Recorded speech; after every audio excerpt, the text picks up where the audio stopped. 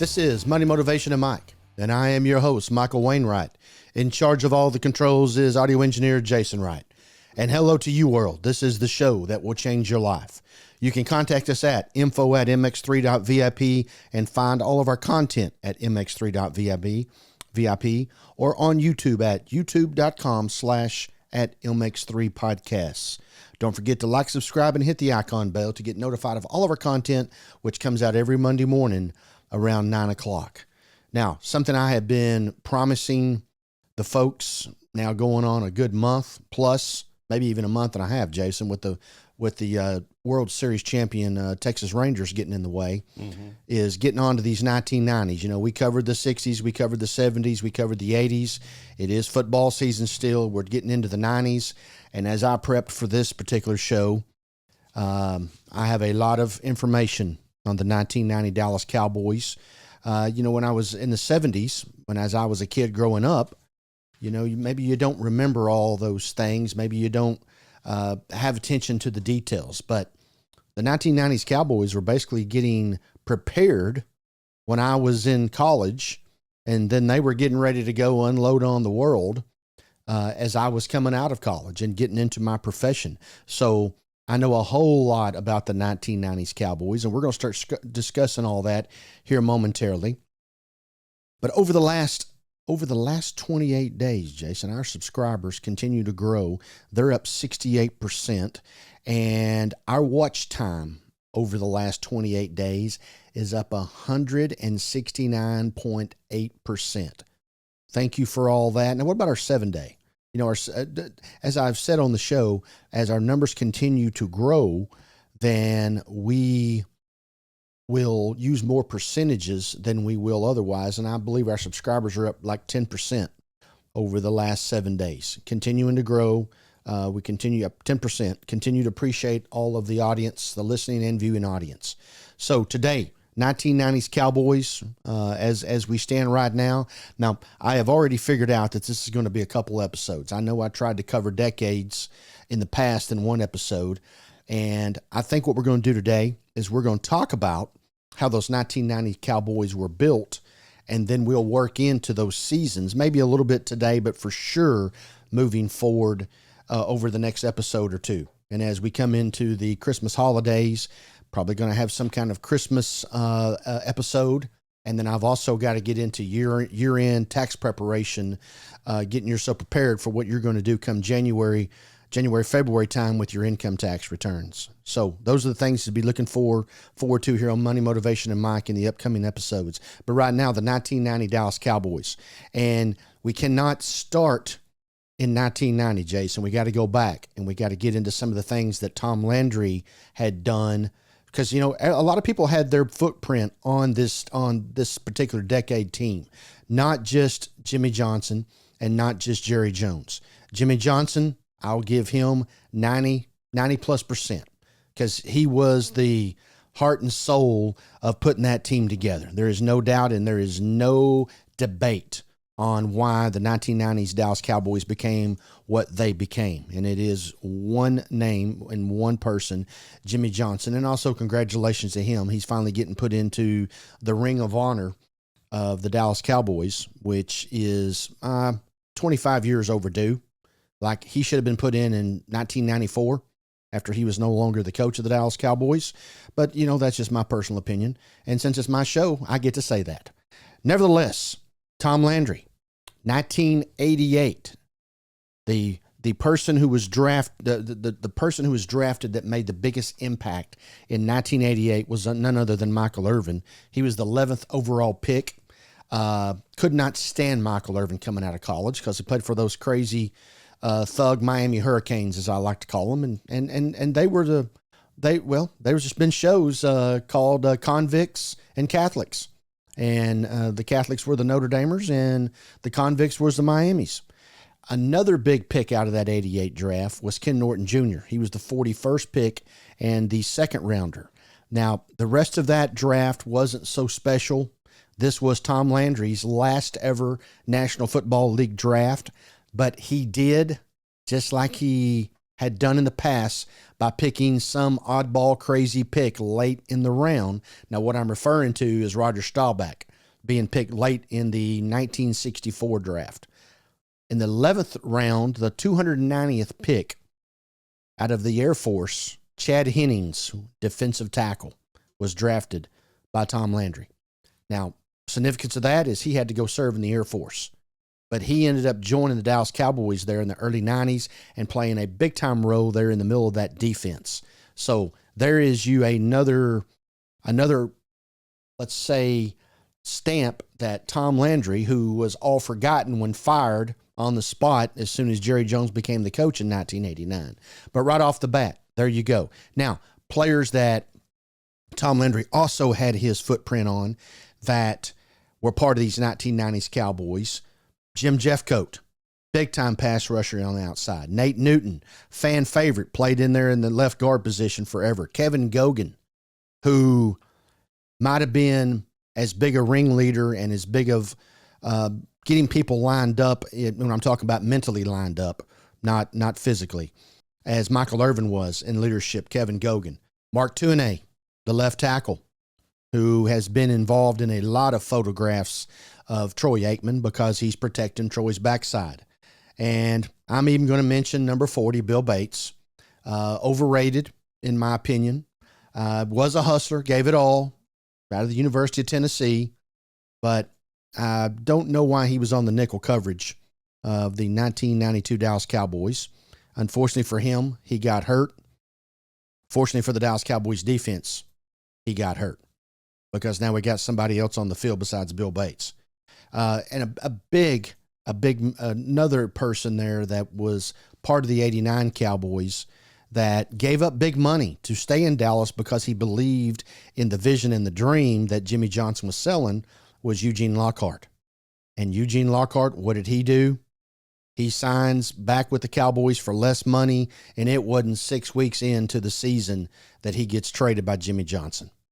And then the biggest draft pick that Tom Landry made for the Dallas Cowboys that affected the 1990s teams was none other than Herschel Walker.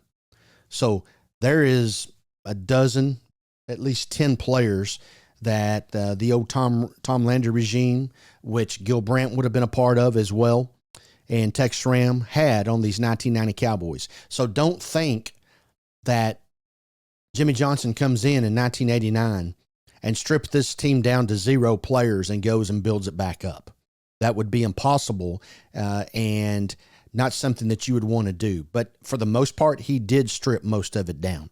And there wasn't 15 players left throughout the end of the year, basically forcing Hall of Famer Randy White into retirement, basically forcing quarterback Danny White into retirement because did not want that old regime around, but had to have some of them. And, of course, he wasn't running off his boy Michael Irvin from the 1988 draft for sure. Now, to the 1989 draft. Now, you can look at this as the good and the bad. Now, let me give you the good to start with. With the first pick. Now, Troy Aikman was going to go number 1 to wherever, whoever had that last draft pick, and that first draft pick of the draft. And I think I have mentioned on this show before how good fortune came the Dallas Cowboys' way. Back in that day, the final week of the season of the 1988 season, the Green Bay Packers had the number 1 pick going into the final week of the season. They won, and we lost, which moved us to the number 1 pick, the Dallas Cowboys. The Green Bay Packers were that close. All they had to do, Jason, was lose in Week 16. Now, back there wasn't no buys. Week 16, they'd have had Troy Aikman. They ended up with the second pick of the draft, taking Tony Manridge, who no one knows who that is. And it was a bad deal because right after that, Barry Sanders to the Lions, Junior Seau, Deion Sanders. I mean, the list goes on and on about that 1989 draft. But we take Aikman, our second-round pick, Daryl Johnston, third-round pick with the 57th pick, Mark Stepnoski, and our fourth-rounder, the 85th pick, Tony Tobert, all major contributors to the 1990s Cowboys. Now, back then, back in the 89 year, there was a supplemental draft. This is where, in my opinion, Jimmy Johnson made a mistake. Now, he overcompensated and recovered from it in a great way. But we had a supplemental draft. Now, Dallas had the worst record in 1988, and this draft is for players, collegiate players who were not a part of the draft, maybe not had announced that they wanted to be in the draft, but then they decided after the fact to go ahead and not go back to college and try to put themselves into the National Football League or professional football, period. And with the first pick in the supplemental draft, in my opinion, Jimmy Johnson makes an emotional decision and goes and takes his quarterback at the University of Miami, Steve Walsh. Now, it turned out where Steve Walsh in 1989, when the Cowboys went 1-15, ended up winning the only game that the Cowboys won that year. And Steve Walsh was later traded to the New Orleans Saints, and we got back a first-round pick. But going into 1989, now we're into that season of 1-15, and what happens? When you take a supplemental draft pick, you forfeit your draft pick for the next year. Now, we're coming into the next year, and we would have the number one pick in 1990 because we went 1-15 in 1989. Now, I said a while ago, now the reason we had the number one pick in the Troy Aikman is they won, the Packers won, we lost. Both teams went 3-13, and we had the tiebreaker for the number one pick.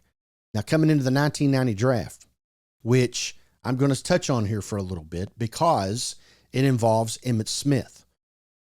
We were looking for the best player available in 1988, and we were very fortunate that Michael Irvin was there, and we took him. Cowboys were not in the mood of moving up and moving down during those days of Landry and Brandt and Schramm. So we had whoever we had. It did not matter who owned the Cowboys or who was coaching the Cowboys in 1989. They were going to pick Troy Aikman. He's the best player on the planet, and everybody's looking for a quarterback such as Aikman's talent, and that was a no-brainer. We were going to do that. So now here we come to 1990, and we'd already given up the first pick in the draft because we took Steve Walsh in the 1989 supplemental draft. Now, Dallas was fortunate that they ended up picking Emmitt Smith with the 17th pick, and I'm fixing to talk about that. A couple of other players in the 1990 draft that were of importance. Alexander Wright, he played a little bit for us. Did some in the 1990 and a little bit into the 91 season. He eventually got replaced by Alvin Harper on that outside, and we ended up coming up with Kelvin Williams, Mr. Kmart himself. Third rounder, the 64th pick, was Jimmy Johnson, another big player right in the middle of the defensive line who made a huge play in Super Bowl 28 and causing a fumble and ended up being a touchdown. Matter of fact, he scored the touchdown. And in the 9th round of that draft, with the 221st pick, we take the Shark, Kenny Gant. Kenny Gant ended up being a substantial player on special teams. He was out of Albany State, defensive back, little bitty guy, but he had that shark little deal he did before the kickoffs. Became a very popular player and may have even made Pro Bowl in special teams. But Kenny Gant ended up playing an integral part. Now, going back, before we move on to two more important drafts where the 91 draft really got us going, as well as did 92. But now back over on the first pick that we took in the 1990 draft with the 17th pick, Emmitt Smith. How did we get to there? Because as I've already told you, we would have had the first pick in the 1990 draft if we had not taken Steve Walsh in the 1989 supplemental draft. So the kid from Pensacola, Florida, and becoming the all-time leading rusher of 18,355 yards, including his 2 seasons that he played with the Arizona Cardinals. And before I get into that, let's just talk about this. Jason, the first year that the National Football League kept statistics was 1937. So the first ever career rushing leader, was Cliff Battles. So if you played in 1937, whatever you did that year, you were the career leader, the all-time leader in whatever category it was. So Cliff Battles, first rushing career leader. 1937, his record was broke by Clark Hinkle. Clark Hinkle's record was broke by Steve Van Buren. That's a name that definitely old-timers know. And then we get into the 60s with none other than Jim Brown. And then Jim Brown's record was broke by Walter Payton, Sweetness. And Walter Payton's record was broke in 2002 by none other than the kid from Pensacola, Emmitt Smith. So the record for rushing career yards in the National Football League has only been broken 5 times. And Walter Payton received that record in the late 80s. Emmitt Smith accomplished that record in 2002. Here we are 21 years later, and there's no one even close to even thinking about something such as breaking a rushing record. As a matter of fact, it's up there with Joe DiMaggio's hitting streak of 56 career games. You know, it's up there with 7 no-hitters because pitchers don't pitch 9 innings anymore. The running back position is not as coveted as it once was during the Tony Dorsett era, the Walter Payton era, the Earl Campbell era, where these guys were number 1 draft picks and they hit what I call a home run on a regular basis, and that's taking the handoff and going 80 yards. We don't do that anymore. The fastest way to get the ball down the field is throwing it. And as I've said before on this show, that all goes back to junior high and high school 7-on-7 football, which obviously I am opposed to because I came from a running game type of offense, as did all of the folks back in those days. But the 7-on-7 football, starting at age 15, let's just say, has really voided out an opportunity for a running back to come along and accumulate 18,355 yards in a career. That's a record that probably will never be broken. Who knows? There's nothing you can say. And when you start thinking about it, you go, oh my goodness, this will be around forever. So those 5 guys. Now, Emmitt also had 164 rushing touchdowns, 175 total touchdowns. The 64 rushing touchdowns is an all-time NFL record, and his 175 touchdowns is only second to legendary best wide receiver in the history of the world, Jerry Rice. 208 total touchdowns. Now, let's get into how quickly we could not have had, how easily we could not have had Emmitt Smith. Now, Cowboys already had Troy Aikman. Now, the number one pick in the 1990 draft was done by the Colts, and they took Jeff George. Obviously, we weren't going to take Jeff George, but there was a player in the top 5 that Jimmy Johnson coveted. And the Cowboys, losing that first pick, ended up with the 21st and 26th picks in the first round. Now, that's also due to what we call the great train robbery of Jimmy Johnson trading Herschel Walker to the Minnesota Vikings for all those draft picks that we'll cover at another time. So Dallas tried to trade up into the top 5, and because they wanted Cortez Kennedy.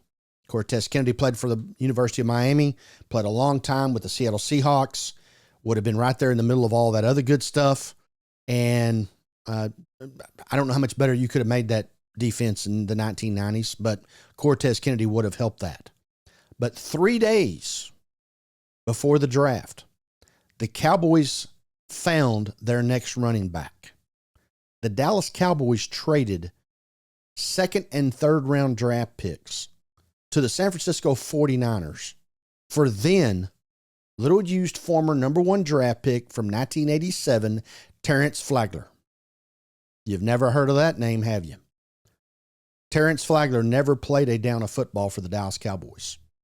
And Jimmy Johnson had decided 3 days before the draft that he was going to be the dude that Troy Aikman was going to hand the ball off to for the 1990 season. We traded 2nd and 3rd round picks. Today, if you trade a 2nd and 3rd round pick for a guy, he is a stud. Draft picks are coveted. Now, I know Jimmy went out and did some things and got him a lot of draft picks. Now, we did end up getting back the 49ers defensive end Daniel Stubbs, who had just came off winning 2 Super Bowls, just like with Charles Haley, with the 49ers, their 3rd round pick and their 11th round pick, all in the 1990 draft. So Jimmy Johnson goes out and trades for Terrence Flagler. Oh boy. He got cut before the season even started because obviously there's a reason that the 49ers, coming off a couple Super Bowls, was ready to get rid of Terrence. Nevertheless, then Dallas was looking to trade up and get James Francis. He was a can't-miss possibility. Now remember, at this time, Jim Jeffcoat had left. We had not drafted Robert Jones yet. We had not drafted Godfrey Miles. Those guys were all about to come along. So we're looking for a linebacker. James Francis played a long time with the Cincinnati Bengals. So now Dallas is trying to swing a deal with the Raiders. And the Cowboys are trying to send their 21st and 26th picks to the Raiders for the 11th pick and the 37th pick of the Los Angeles Raiders. Los Angeles Raiders, Jason, not Oakland. Hey, by the way, they now play in Las Vegas.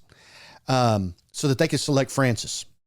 At the last minute, the Raiders wanted an additional 1991 3rd round pick. Remember, we're in the 1990 draft. And at the last second, they had the deal done. They wanted a 1991 3rd round pick. And that's the reason that deal was not done. And in the first round, the Dallas Cowboys did not get James Francis. So here we are, still the Cowboys, trying to find a partner. And they were able to find a partner in the Kansas City Chiefs at the number 13 position. And all that was going to do is they were going to trade 1st and 2nd rounders, and Dallas was going to give another draft pick because they had a ton of them later on in the draft. It was all contingent on Francis not getting picked by the Cincinnati Bengals with number 11, and we were going to take him, with number 12, and we were going to take him with the 13th pick. The Cincinnati Bengals took James Francis with the number 12 pick, which left us once again with no player. So we've tried to get Cortez Kennedy. We've worked with 2 different teams to try to get James Francis. We have already traded a 2nd and 3rd rounder to the 49ers for Terrence Flagler. There was no need for a running back, Jason. But at this point, here we go into the mid-rounds. Only 1 running back had been drafted, and it was the New York Jets at the number 2 pick selecting Penn State's running back Blair Thomas, who had a decent career. Nothing of the superstar caliber. But now remember, in 1990, there were 12 rounds of football picks, and there were 45 running backs selected at the end of that draft. And here we are in the middle of the first round, and only 1 running back had went. And there sat Emmitt Smith, considered the 2nd best back in the draft, and the Cowboys had him as the 4th best player in the draft at any position. So what are the Cowboys going to do? They already know that they're sitting at 21, and they already know that the Green Bay Packers are looking for a running back at 19. The Atlanta Falcons are looking for a running back at 20. So the market, and then also the Giants and the Niners were right behind the Cowboys, and they were looking to maybe move up and take a running back. And then here we are with the Cowboys, who have already traded for Flagler. So with the 21st pick, the Dallas Cowboys are sitting there, and they have settled on having to take Rodney Hampton. Rodney Hampton ends up becoming a New York Giant later on in this draft. But the Dallas Cowboys had conceded they're going with Terrence Flagler, and they'll pick Rodney Hampton for future development into an NFL running back. That's who we were going to stick out there with Troy Aikman and Michael Irvin. But then we go back to our old buddies from the AFC North, the Pittsburgh Steelers. Cowboys quickly jumped on the phone and traded 1st rounders and 2nd rounders and threw in an extra 3rd rounder to trade up to the 17th pick with the Steelers, because the Steelers did not want a running back. They were looking for a tight end. We traded up with them. We got Emmitt Smith, and they got their running back, their tight end at number 21, called Eric Green. You never heard of him either, have you? They traded away the opportunity to draft Emmitt Smith. Could you see Emmitt Smith running around in a Pittsburgh Steelers uniform? I mean, that's enough to make you want to go, in the puke. So that worked out. Swapping picks, giving up an extra third rounder. And here we are. Now, I told you that only one running back had been drafted when the Cowboys were drafting with the 17th pick. Because at 19, the Packers take Darrell Thompson. Never heard of him. With the 20th pick, the Falcons took Steve Burchard. I have heard of him. With the 24th pick, the Giants nab Rodney Hampton, who the Cowboys were going to take with the 21st pick. And then the Niners selected Dexter Carter. 4 running backs went within the next 6 picks after Emmitt Smith was taken. We did a lot of work to get Emmitt Smith. Walt Yarosky, he was a scout for the Cowboys. Adamant that we take Emmitt Smith. Would have considered taking Emmitt Smith with the first pick if we had still had it from the Steve Walsh supplemental deal. He said Emmitt Smith, and this is his quote, Emmitt Smith will someday make Cowboy fans forget Tony Dorsett. Now, ain't nobody ever going to forget number 33, Tony Dorsett. Which brings me to one other topic, as these 2023 Dallas Cowboys play. And I texted this out to one of my buddies on last Thursday, Thanksgiving. Can we really take a Dallas Cowboy defense serious that has a number 33 at linebacker? It just makes no sense to me. Maybe I'm old-fashioned. Maybe I've got Tony a little bit in my heart, but you just can't put number 33 on a linebacker in the National Football League. And we have, frankly, it's been working out. So Steelers got their Mr. Green, and we got our Emmitt Smith, and the rest, as we say, is history as he becomes if you're going to measure it on accolades and yards and touchdowns, the greatest running back in the history of the NFL. Now, I know somebody's going to ask my opinion, so I'm going to go ahead and give it to you. The greatest running back in the history of the NFL was Walter Payton. Sweetness. And I was very fortunate in the 1970s to get to see him play football. One of the highlights of going to events and getting to see this. So 1991 coming along here, and this thing gets real thick because you got to remember, lots of these picks that from the Herschel Walker trade to the Minnesota Vikings is coming into play. Now, we talked about getting Cortez Kennedy possibly in the 1990 draft, which Dallas probably would have took if they had that first round pick. But now we go pick up his sidekick, which was right beside him, which was Russell Maryland. Russell Maryland was the number 1 pick of the 1991 draft. Most people don't realize that. He was a good player. He wasn't a first overall round draft pick, but see, the reason for that, Dallas traded up to take Rocket Ismail, the running back. The wide receiver, running back, X-back is what I called him. Remember, he was Heisman Trophy, and he was going to be big time, and Dallas traded up. They wanted somebody out there to go along with Michael Irvin because we didn't have Alvin Harper then. And we're going to take Rocket Ismail. And at the last minute, he goes to the Canadian Football League. So we're sticking here with the number 1 pick. Nobody to bail us out and trade down. We take Russell Maryland. Good player. Another guy there in the middle. We also had another first-round pick. With the 12th overall pick in the first round, we did take Alvin Harper. Alvin Harper, who said the only reason the Cowboys did not win a Super Bowl in 1994 is because Jerry Jones let Jimmy Johnson walk. That's the only reason. He also said on Channel 8 News one night, if the Cowboys did not three-peat, he would run down Commerce Avenue. I believe it was Commerce. I may misquote on that. He would run down Commerce Avenue naked if the Dallas Cowboys did not win the Super Bowl in 1994. Well, that was before Jimmy got fired. So let's let him off the hook, and I don't think anybody really wants him running down any street naked as well. In the second round, 37th pick, we took Dixon Edwards, who became a strong linebacker for us and played for quite some time. In the third round, took another linebacker, Godfrey Miles.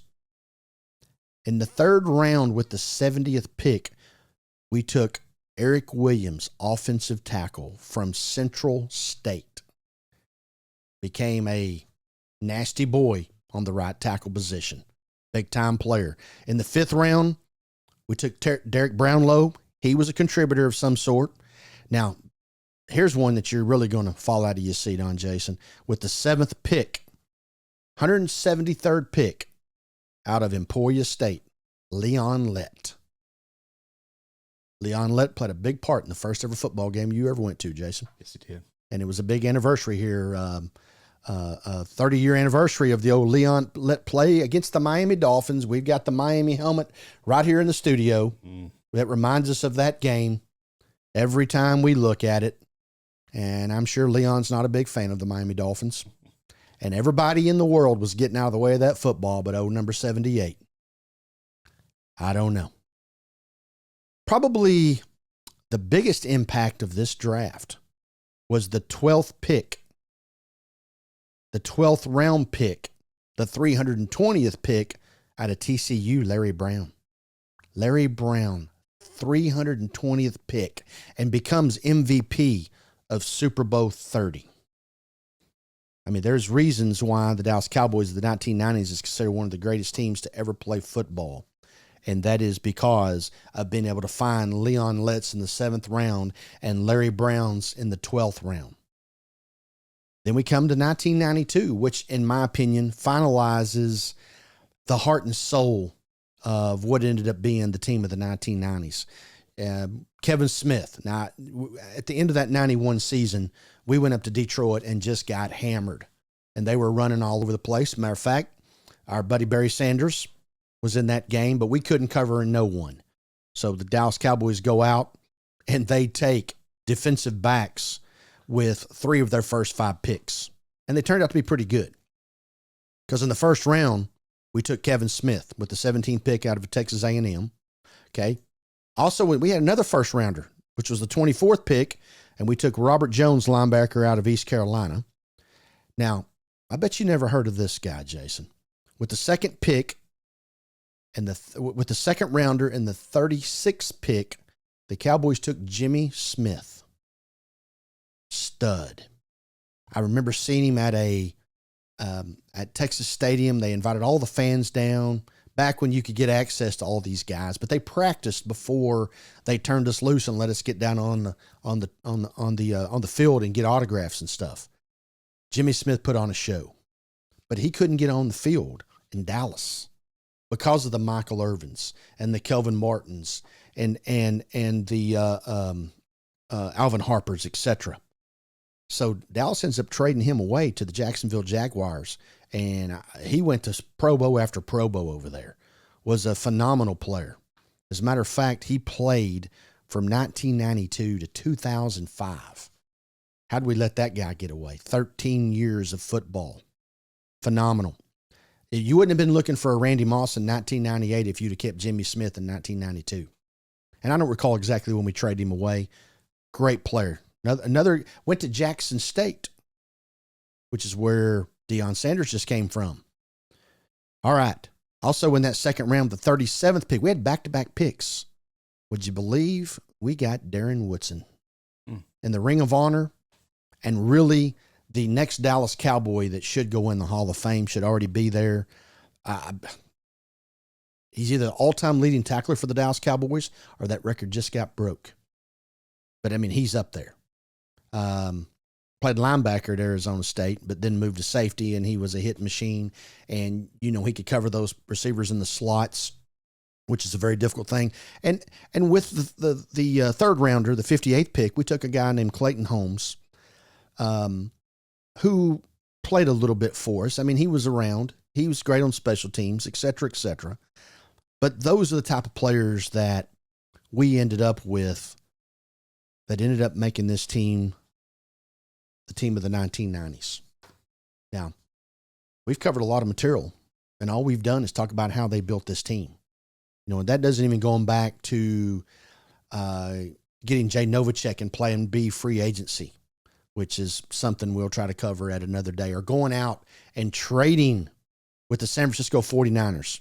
You think about what the 49ers did for us in trading for Charles Haley. We got Charles Haley the week the 1992 season started, and he had won 2 Super Bowls, wreaked havoc on that 49er defense.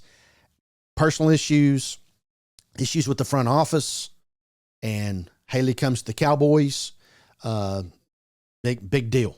I mean, solidified and put us over the top.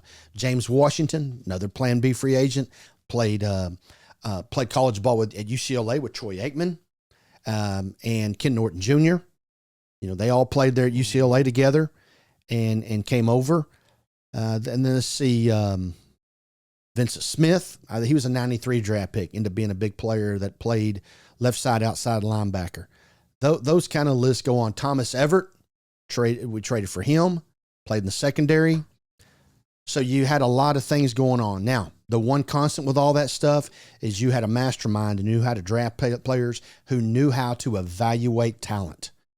And that was Jimmy Johnson. And like I always say, everybody knows who the good players are. Everybody knows who should be drafted in the first round, the first pick. Sometimes those picks don't work out, but when you take a dud, that's the same dud everybody else would have taken too. The nuts and bolts of building a team come in the latter rounds. Going and finding guys off the street that can play, that have been overlooked. And the Cowboys made some mistakes along the way too. It's just going to happen, such as letting Jimmy Smith get away and on and on and on. But Jimmy Johnson knew how to do those things, and what led to the greatness of the Dallas Cowboys also led to the demise, because anytime you have winning, egos get in the way. Most of the time. Robert Kraft, you got to applaud him for staying out of the way of Bill Belichick for a good 20 years and letting he and Brady do their thing. And unfortunately, Mr. Jones couldn't do that. And he, as Jimmy Johnson says, he never meddled in the business of football. He just wanted the credit and the spotlight of doing the football. Now, I'm gonna leave you with this. In the 10 years, and we're going to get into these seasons on the next episode. In the 10 years from 1990 to 1999, the Cowboys made the playoffs 8 times. They won the NFC East 6 times. They won 3 Super Bowls. And included in those 3 Super Bowls, they won 12 playoff games in that 10 years. All very, very, very good. However, and this is really going to hurt us. It hurts me to even say it. But facts are facts and history is history, and we got to talk about what's went on yesterday and the day before. The last Super Bowl win was in 1995. They were one and done in the 96 playoffs. We beat Minnesota, went out and got beat by the Carolina Panthers. One and done in the 96 playoffs, and didn't win another playoff game until 2009 when we beat the Philadelphia Eagles at home, which was the first ever playoff game at AT&T Stadium.